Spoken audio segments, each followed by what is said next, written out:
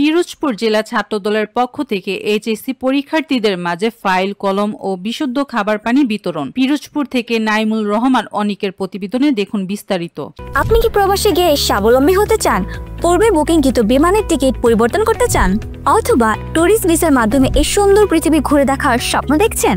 আপনার স্বপ্নকে বাস্তবায়ন করতে A to Z travels and tours আছে আপনার সাথে। সারা দেশের ন্যায় পিরোজপুরে আজ বৃহস্পতিবার 2025 সালে শুরু হওয়া এইচএসসি পরীক্ষার্থীদের মাঝে পিরোজপুর জেলা ছাত্রদলের পক্ষ থেকে ফাইল, কলম ও বিশুদ্ধ খাবার পানি বিতরণ করা হয়। এছাড়াও অভিভাবকদের জন্য ছায়াযুক্ত বসার স্থান ও বিশুদ্ধ খাবার পানি ব্যবস্থা করা হয়। পিরোজপুর জেলা ছাত্রদলের পক্ষ থেকে এ সময় উপস্থিত ছিলেন জেলা ছাত্রদলের সভাপতি সালাউদ্দিন তালুকদার কুমার, সাধারণ সম্পাদক মাহমুদ হাসান শাহিন, সিনিয়র সহ সভাপতি রেহেন শেখ রাজু, সিনিয়র যুগ্ম সাধারণ সম্পাদক আল ইমরান মনু, দপ্তর সম্পাদক খালিদ হাসান। আরও উপস্থিত ছিলেন পিরোজপুর সরকারি সোহরাওয়ার্দী কলেজ ছাত্রদলের সাধারণ সম্পাদক আবু বকর সিদ্দিক রনি, সহ সভাপতি মাহিন মোল্লা, সহ সভাপতি মোহাম্মদ সাব্বির, সহ সভাপতি দিনার আহমেদ, যুগ্ম সাধারণ সম্পাদক সাইফুল খান, কলেজ ছাত্রদলের সাংগঠনিক সম্পাদক মাসুদুর রহমান মুন্না সহ জেলা ও কলেজ ছাত্রদলের অন্যান্য নেতা ও কর্মীবৃন্দ।